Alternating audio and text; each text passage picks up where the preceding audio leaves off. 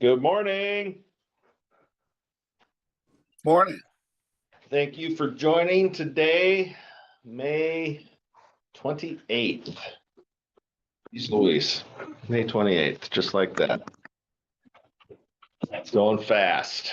This will be the last meeting of the month. Didn't we start this in May? I do not remember. You could be correct. Awesome. Well, I wanted to start off the meeting by welcoming Masood, our new chief estimator. I don't think he's on camera today, but he's on that camera. He's on it over here. Masood. Yeah, he's up there too. Oh, they're up there. There you go. Nice to meet everybody. Very excited to have him here as part of our team. We are going to accelerate through the rest of the year like it was last year, only faster. So really appreciate you being here. With that, let's see. Oh, we got a special guest today. We've got Jaime De Leon with U Concrete, and he is going to talk about daily reports. So looking forward to that. So with that, let's get rolling.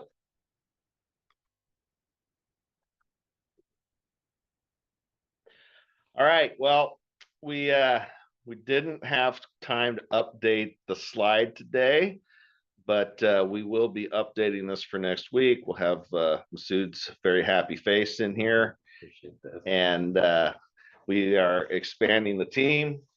I am happy and excited to report that Kevin is now fully Trident. Yes. Trident Demolition. We miss him in here, but the entire point of having him here was to help him launch, and he has fully launched. He's got I think 3 or 4 Walmart projects now. He is a very busy guy, and all of his work is happening at night, so we don't see him much anymore. But I'm excited that the intention was for him to get launched on his own, and we were able to make that happen. So we're very happy for Kevin. Next slide, please. Our mission is to take 100 contractors to 10 million in annual revenue by 2035. That is it almost looks like a really ambitious goal, but I'll tell you what, there are 7 billion opportunities in just the Bay Area market for dollars. And there are a lot more than 100 contractors. So we are excited about this goal. I'm hoping that we crush this goal early, and we got to make it bigger. So but that's what we're here to do. Every effort that we put out is to collaborate and improve the accessibility of projects and the outcome of the relationship. So really excited about pursuing that goal. It's fueled us from a point of 0 3 years ago to where we are today. So really excited about this. Glad that we're working together to make it happen. Next slide, please. Collaboration is the new currency. Brandon Dawson, he is the collaboration master. Everything that we have put into play here has been based on something I've learned from Brandon. And, you know, I really believe that as we link up and we go after better, bigger projects together, the sum of the whole is not additive, it's multiply. Yeah, it's multiple. Anyways, you get it. So next slide, please. So one of the things that we embraced fully last year was the networking, and I would highly encourage you come to the networking event next Thursday here at the Builders Exchange of Santa Clara. It starts at 4 o'clock, and there'll be a whole host of general contractors attending, specifically looking for small and diverse businesses to help them reach their goals on their projects. Every event has been phenomenal. A lot of connections are getting made, and a lot of opportunities come out of these events. So I would encourage you to come. If you can scan that QR code and RSVP, we will make sure we've got plenty of food for everybody here. Next slide, please. So our estimating stats for the week, we're up to 1,300 hours, a little over 47 million, 53 estimates. Our hit rate at this point is 18.9% on a per job basis, and about 5% on the dollar basis. So we are cranking away. We've got another one going out for Toll Brothers this week. It'll be about a $3 million project. It's for a housing development in Milpitas. We're covering grading, paving, concrete, and underground. So we're really excited about that, and we will let you know how it goes. All right, we've got Tales from the Dark Side with Aaron Hosmer. What's going on? So I sitting out here at Walmart in Union City today. I think it'll be quick, super quick. I just want to talk about risk management, kind of from a pre-construction estimating perspective. Obviously, there's all kinds of risks in construction. When you're looking at a job, you're gonna do the basic things like consider access, consider how far you are away from quarries, material supply drops, all that kind of stuff. Any other like geophysical things, but I also want to really kind of talk more about risk management from the overhead perspective. You know, thinking about who you're working with. If you have past data points of a certain type of certain GC or an owner, you can start to develop a data set on that owner and understand, okay, this is a really needy, or these guys are super chill, and you can start to develop your overhead costs in that way. So considering and this is why unit cost estimating doesn't really work in the real world. You can get that, oh yeah, sidewalk is $12 a foot, and just run it on every one, but you're going to lose on some and you might win on others. So it's super important to factor in all of the things, including the people you're working with, and that gets into a little bit of psychology. And I could go off on this for a while, but I won't. But really, psychology is super important in this industry, and you can start building a profile. It sounds kind of weird, but you should be probably in life in general building profiles on everyone around you, and it's just an awareness of, oh, they did this at this time, that was interesting.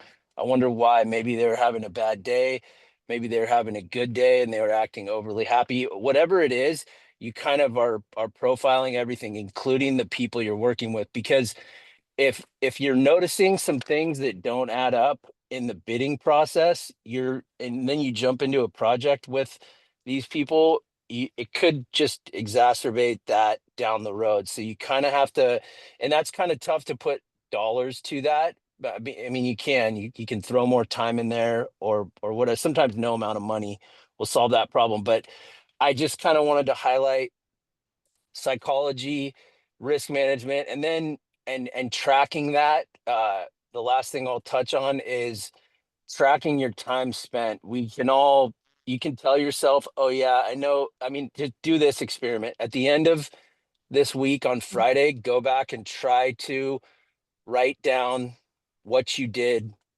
the whole week and break it out by hour. If you haven't been keeping track, there's no way, unless you're some sort of you know, genius, I don't think you'll be able to do it. So I think it's important to have a general idea of where your time's going and then be able to go back and look at that, especially on past jobs. You can pull up the data and go, okay, I spent this many hours doing this. It helps to put things into perspective.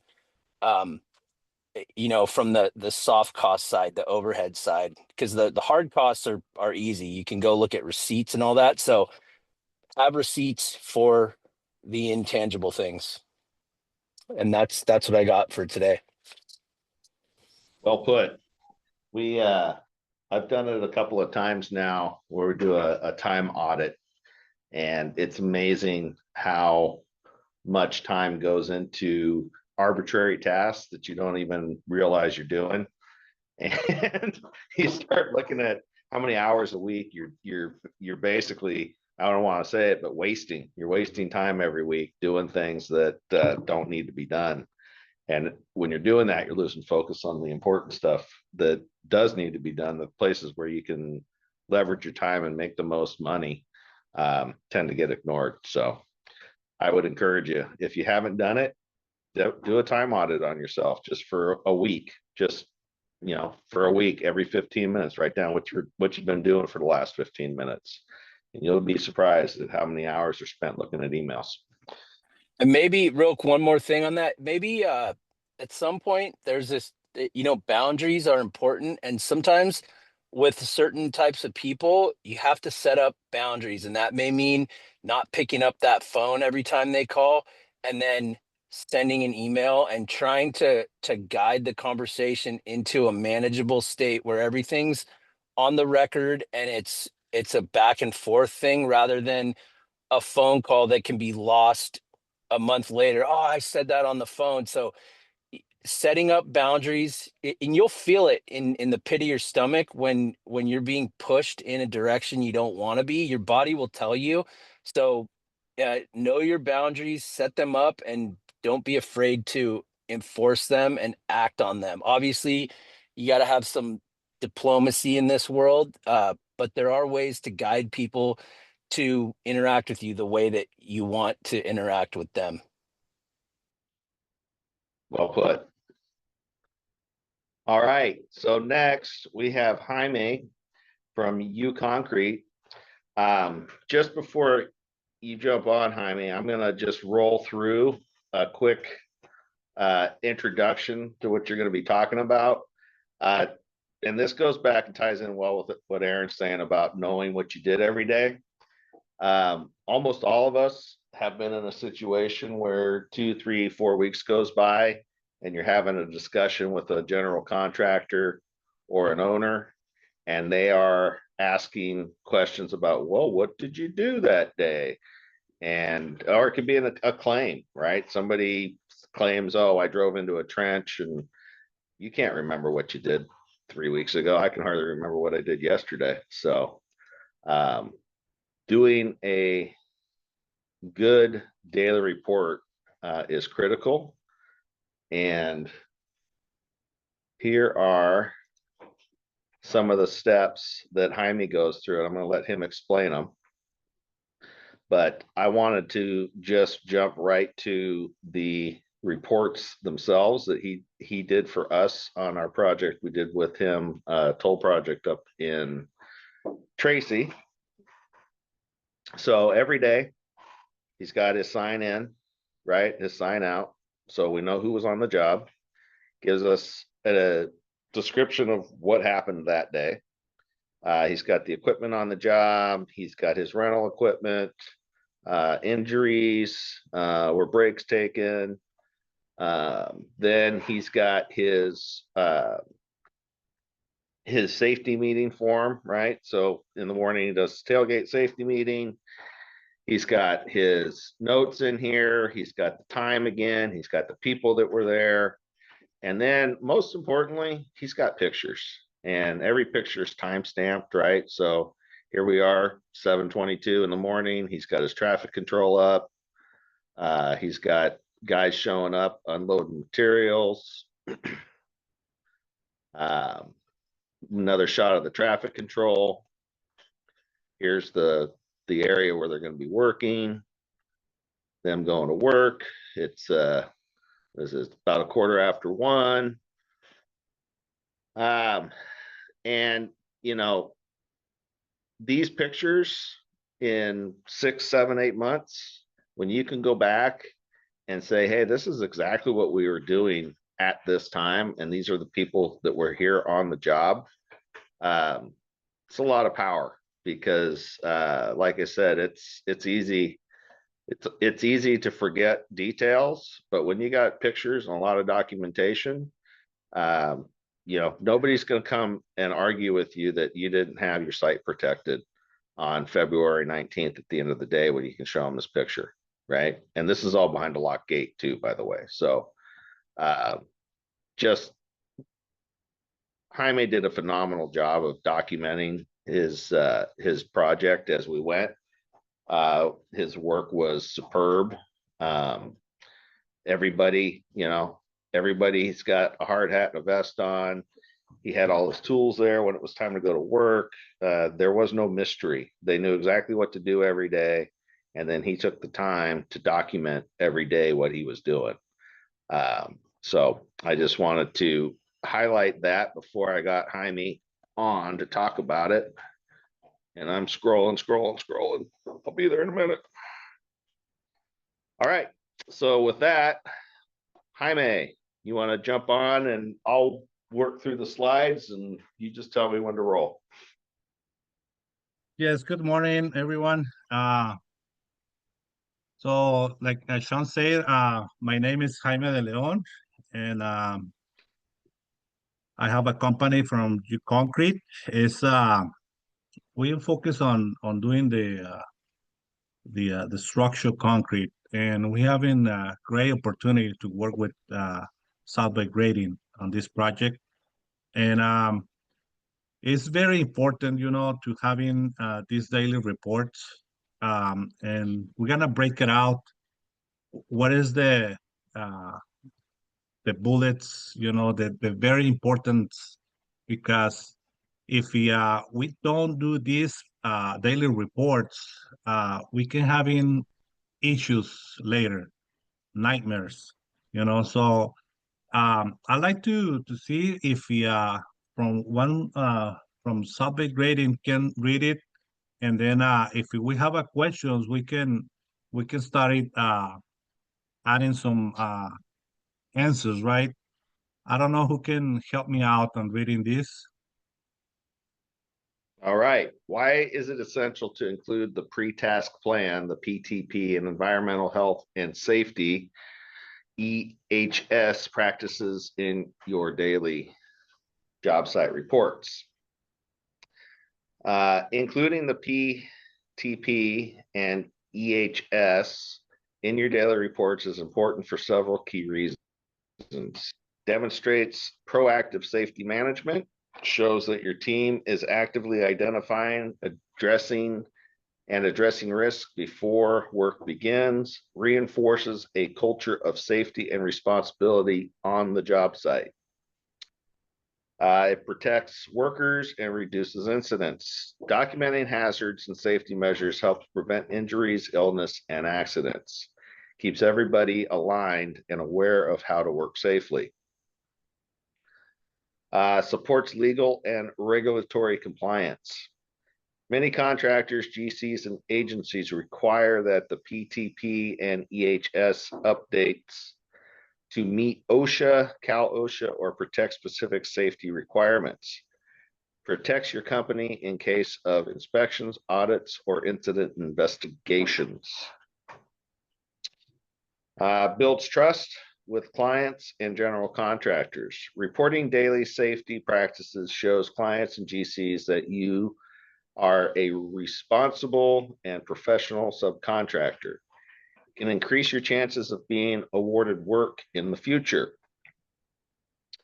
Provides documentation for liability protection. In the event of an incident, documented Daily reports with the PTPs and EHS notes show due diligence. Can be used as evidence that your crew followed standard safety protocols. Improves communication and accountability. Keeps the entire team, including foremen, project managers, and safety officers, informed about daily activities and risks. Promotes accountability by requiring crew members to sign off on plans. So that was a lot in there. But the one thing I want to just kind of pick out here is item number 4, and increasing your chances of being awarded work. There are general contractors and GCs out there that will not give you an opportunity to work with them if you have a poor safety record. It's just a fact that if you have even one incident, you may not be able to qualify for work. So it's important to, not just to keep people safe, but to keep your business safe as well. If you're gonna support your families, the workers that work for you and their families, you got to stay in business. So it's important to not just talk about safety or act like you care, but to genuinely care about safety and want to see everybody go home in better shape than they showed up in. All right, I'm going to let you talk a little bit about that, if you so choose. Yes, thank you, Sean. With all this documentation, we started on the early morning, or if we can start early on the weekend, your work, prepare, how are you gonna execute the project, and all the documentation you needed to show to the workers to make sure everybody understand. I put them in the Spanish as well, because a lot of people, I notice they don't understand sometimes when we're reading the safety meetings, and then I tell them, everybody understand and say yes, but they doing completely different, So, and then I doing experience like we doing the meeting, and on the next weekend or the next week, after 1 week, say, what's the task we talking about the safety meeting last week, and nobody remind all that. So it's very important to doing daily, and make sure everybody understand. And of course, it's your responsibility, make sure by the end of the day, send your daily report, no matter what. Because if you say, oh, I can send you tomorrow morning, or I can send you later, believe me, it's gonna be stuck more work for you. So you have to be on top of that daily. Okay, go ahead, Sean, please. Oh, you got it, man. You nailed it.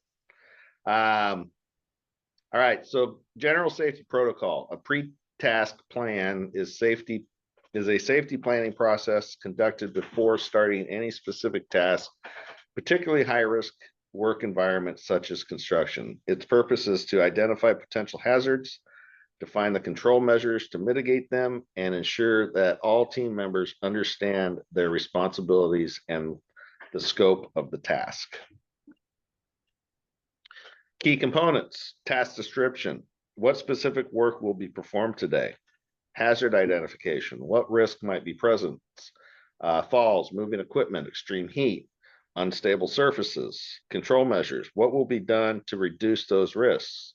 Use of proper PPE, signage, lockout, tagouts, crew involved. Who's going to be performing the work? Tools and equipment. What is needed to safely perform the task? Emergency procedures. What actions should be taken if something goes wrong? Team signatures or initials to confirm that each team member understands the plan and is ready to proceed. The objective: prevent accidents and injuries, promote effective communication among all workers, comply with safety regulations and internal policies. Let's see, commitment to safety, environmental health and safety.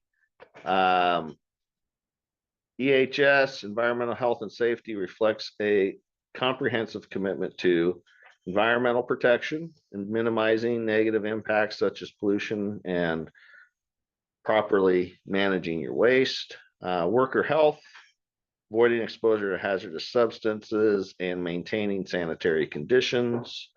Workplace safety, preventing incidents through training, supervision, and proper use of protective equipment. Safety is everyone's responsibility. Each team member must act responsibly to follow the EHS practices and make conscious decisions to protect themselves, their coworkers, and the environment. You want to expand on that? Yes, sure. So this is the pre-test plan. You know, we can fill it up every morning. You know, some of them you're gonna fill it up by yourself. Some of them it has to be the workers sign out, right? This can be digital or hard copies. You know, sometimes this is hard printed out. Sometimes it's hard to having with digital on your iPad or phone. But it's very important, you know, to having this on your hand and make sure everybody understand with the permits requirements, you know, hard work. But it's a lot of pages, but some of them you don't have to check it out, you know. But you make sure you have to read in every single I'm gonna say space, right? So like I wanna say like Aaron said, invest on the daily reports is very important, you know, keeping track this documentation and this sheet we always keeping updated, you know, and having better daily reports. Right now, we're using these 4 apps, and it's very easy to use it. Like the timestamp, you can put your logo, you can put the time, the date, you can edit, and then the Genie scan, you can put everything together, your paperwork, photos, and then you can make it as a PDF, right? So it's more apps, of course, and this one is free apps, you know, and then you can create your daily reports very clean, you know.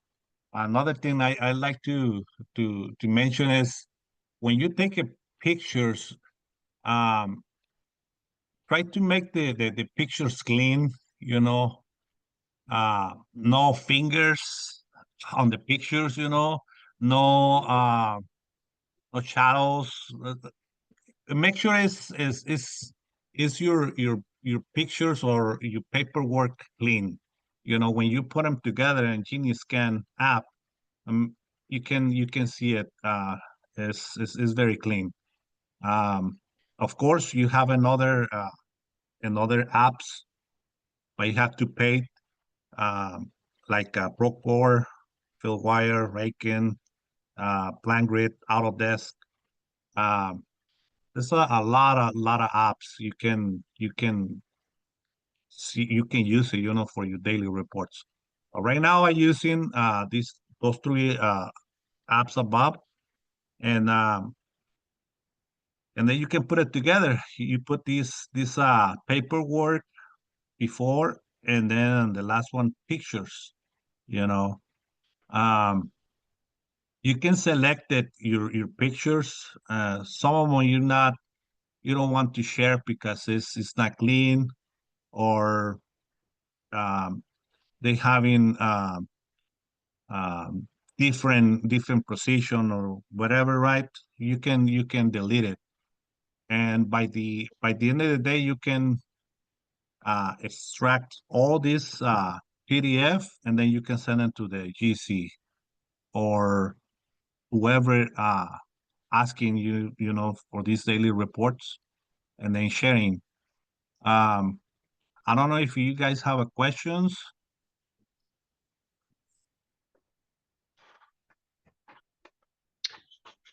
Nobody got questions? Well, you did a really, really good job putting that together. And from a 35-year guy, those have been some of the best daily reports that I've ever seen. Really, really well put together. And it doesn't have to be complicated, guys. Like Jaime said, there's free apps out there. There's ways to do it. Just do it. Like, pick a system and then just do it. And your system could be taking your pictures and putting them in a file that lives in the cloud. You can do it 1,000 different ways, but it's important to just get it done. So Jaime, I really appreciate what you guys did for us out there on that project.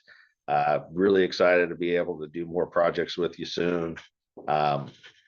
Really top notch, top quality, some of the best I've ever seen. So appreciate you. Thank you, Sean. Appreciate it. All right, do we have any more slides? Ooh, we do. Getting handsy. All right, we are getting handsy this Saturday. Neighborhood hands over at Guadalupe Gardens, 7:30.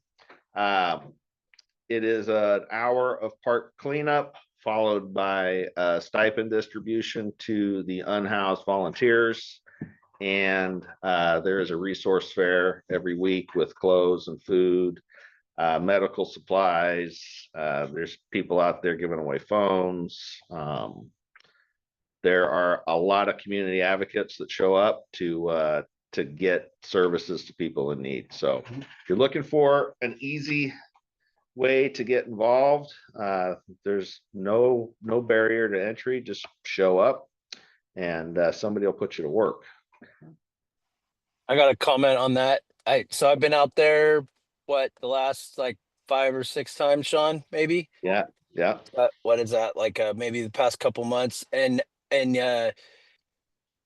every morning when we take off after we pay the matadors who kind of manage the masses, you get this feeling of like you accomplished something that day, and it's almost like, all right, my day's not done, but I feel pretty good about the rest of my day, and it changes the trajectory of every other Saturday when we're out there. And then on a selfish note, we're always talking about networking, and in order to network, you got to put yourself in the situations where other people are. So you're kind of like a summation of the people in your network, right? And there's a lot of people in that group managing that program that do other things and have tentacles into other facets of the economy and life. So like there's a really good opportunity. And if you think about it, you're sort of you're on a team with them, you're in the trenches with them, managing this thing, helping out, and it breaks down that obscurity thing. These people know you, and so the next step would likely be maybe you meet someone there who does something similar to you, and boom, oh, there's a business opportunity out of it. So I mean, and it doesn't just apply to neighborhood hands, but anything like that where you can be working side by side with someone or doing something, it really does kind of get that familiarity up and opens doors that you may not even know exist. So That's the selfish part of it, I think. Yeah, there's other people just like you that are there trying to help and have businesses, have connections. You know, so yeah, there's all kinds of reasons to go to a networking event. And this is a good one. I've been going on a couple of years now and watched it grow from, I think there was about 100 regular volunteers that showed up every other Saturday to I think we had 350 people there last Saturday. So pretty incredible. So definitely encourage you to come on out and get involved. Wisdom nugget. Success is not the key to happiness. Happiness is the key to success. If you love what you are doing, you will be successful. Albert Schweitzer. Yeah. In fact, that ties in with the chapter we're reading this week about being happy and doing the things that happy people do instead of doing things to be happy. So, you know, if you love what you do, you never work a day in your life. Next. So we're wrapping up 9-figure mindset today. And we are going to be moving on to the next book. I think we're going with Atomic Habits, but I've got to confirm that later. Yeah, The I boss is think telling me. it's Atomic Habits too, but. All right, Atomic Habits starting next week. So if you want to know more about the book club or how to get involved with it, it's super easy. Just get a hold of us and we will send you the invite. Let's see. We got Tommy wants to say something, and we love it when Tommy speaks.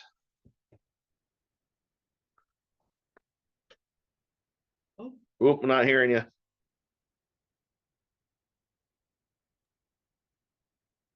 No. Microphone's messing up there.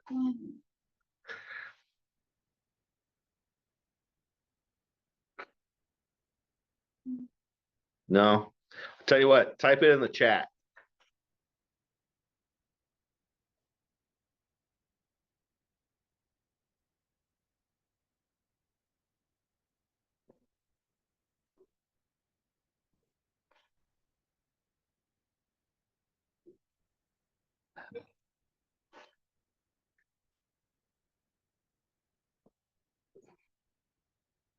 Looking at the chat there. Oh, there you go. Oop. Oh, thank you so much. Yes, so Tommy has been supplying workers for Kevin at Trident Demo, and she is thanking Aaron and I for putting together those leads. And Tommy, we really appreciate Labor Max showing up to the neighborhood hands events. It's been it's all part of the goal is to provide people with work, help them get out of a a situation and continue moving forward in life. So it's really happy to have you guys be involved in that. So thank you. All right, I think that is it for the day. Calvin, why don't you just, I think everybody knows you, but introduce yourself one more time. He's with Sun Belt. Oh yeah. I'm Calvin Westbrook with Sunbelt Rentals, and just letting everybody know that got plenty of discounts on anything you need. I've been helping out Kevin with Trident Demolition on 3 or 4 of those Walmart jobs. And Jaime, if you need anything, just let me know. And you guys haven't used it since 2023, but I'll make sure you get special discounts and everything. Just call me, a single point of contact. We'll make sure you get taken care of.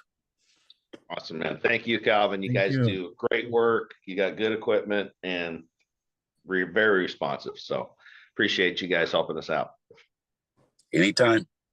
All right, guys, we are going to wrap it up and jump into book club. So thank you again for showing up today, and we'll see you next week.